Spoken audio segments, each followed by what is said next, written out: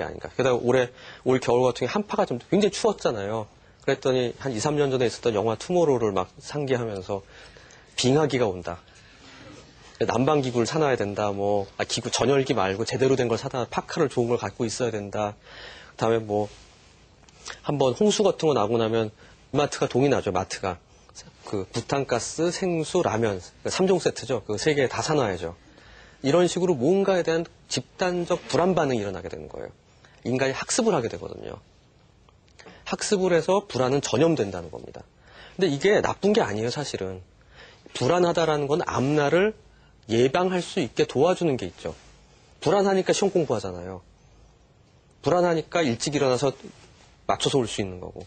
그런 좋은 면이 겨울이 올 걸 알기 때문에 우리가 월동 장비를 구하는 거고, 밤이 오는 걸 알기 때문에 불을 발명했죠. 날걸 먹으면은 상해 죽는다 알기 그게 불안해서 우리가 불을 통해 조리법을 개발하죠. 즉 불안이라는 거는 인간이 문명과 문화를 만드는데 혁혁한 공을 세운 좋은 시스템이기도 해요. 그래서 문화라는 것 안에는 불안이 잠재되어 있는 거예요. 함께 있어요.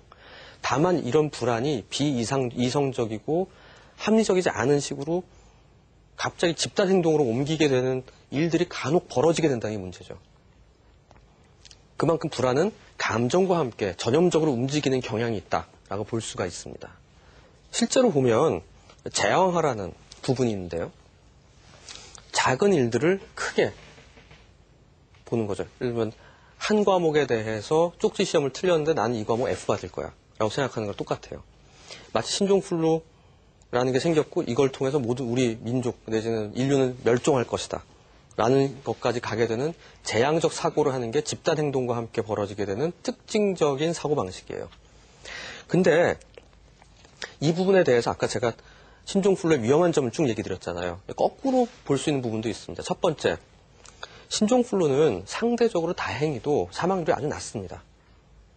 0.007%에서 0.045% 정도예요.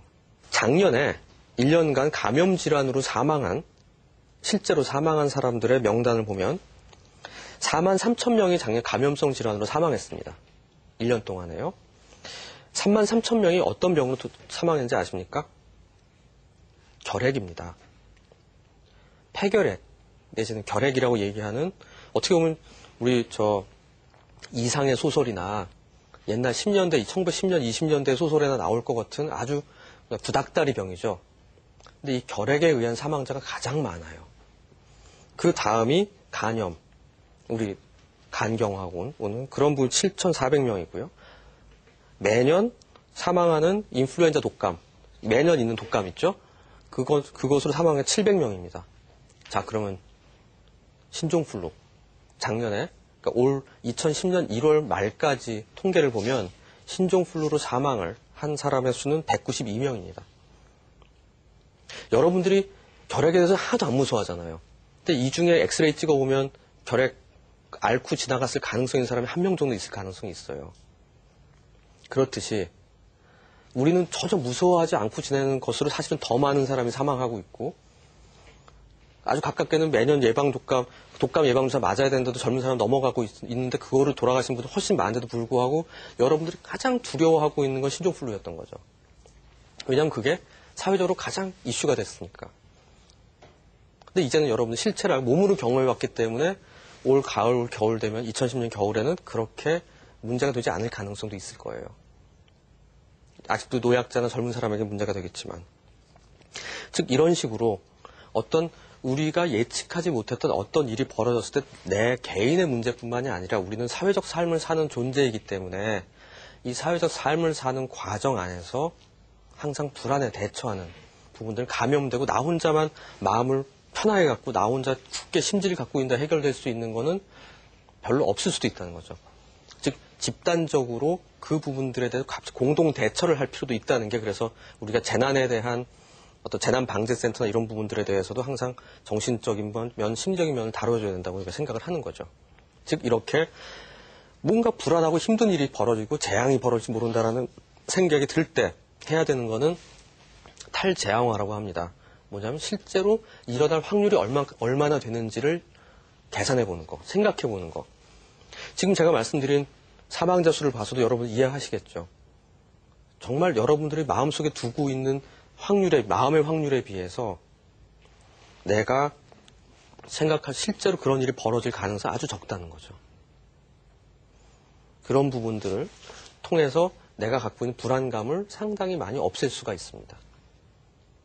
바로 이런 부분들이 일상생활에서 불안과 공포로 나를 괴롭게 하고 있는 부분에서 나를 좀 더 편안하게 만들 수 있는 길들이다, 이렇게 볼 수가 있다는 거죠. 그래서 이런 불안장애가 있을 때 그런 일상생활에 문제가 벌어질 정도로 문제가 되면은 그때는 병원에 오실 필요가 있어요. 그냥 마음 편하게 갖자. 물론 일반적으로는 그런 부분들을 위해서 여러 가지 것들을 얘기합니다. 뭐 이완요법을 하기도 하고요, 운동을 시키기도 하고요, 스트레칭, 요가 뭐 다 도움이 돼요. 아니면 산책 이런 것들도요. 아니면 좋은 책을 보는 것도 도움이 되고, 하지만 일상생활에 문제가 벌어지는 정도가 됐을 때는 분명히 치료를 해야 될 대상이 됩니다.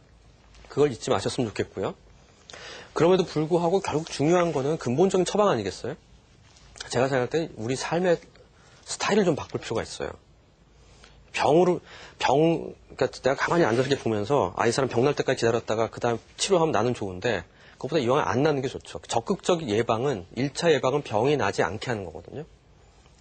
우리가 마치 면역 예방주사를 맞듯이. 그 정신과적 측면에서, 마음의 건강의 측면에서 예방주사는 무엇일까? 저는 그거는 우리가 살아가는 방식에 적극적 변화를 주는 겁니다. 근데 인간은 적극적 변화를 참 갖기 싫어해요. 뭔가 그냥 누군가 딱 와서 탁 하고 좋아지게 되기만을 바라는 경향이 있다는 거죠. 따뜻한 이불 속에 있는 상태로 가만히 멈춰 있길 바래요. 저는 내가 싫어하는 2개의 동화가 있는데, 하나는 미운 오리 새끼고요, 하나는 백설공주예요. 다른 동화들은 주인공이 역경듣고 뭔가 잘 되는 게 있는데, 이 미운 오리 새끼와 백설공주는 주인공의 노력이 없어요. 미운 오리 새끼는 원래 피가 다르죠. 오리가 아니라 백조가 크고 가만히 있다 보니까 좋아지는 거고, 백설공주 가만히 누워있다 보니까 왕자님이 와서 뽀뽀해주고 구해줬죠. 별로 이렇게 한 게 없잖아요, 백설공주가. 자기 이쁜 거밖에 좋은 게 없죠. 뭐 착하다는 것도 별로 드러나지 않아요. 그냥 어떻게 보면 난장이들을 착취하는 거예요. 난장이들이 중에 괜히 와가지고 무전 취식을 하고 있는 거잖아요. 이 2 동화보다는 저는 뭔가 노력을 하는, 그 중에 좋은 게, 제가 좋아하는 설화 내진 전설은 단군 신화를 좋아하는 게, 마늘과 쑥만 80일째, 90일을 먹고 사람이 됐지 않습니까? 훌륭하죠. 왜 근데 90일, 80일, 100일 여러 가지로 얘기가 나오는데 설화마다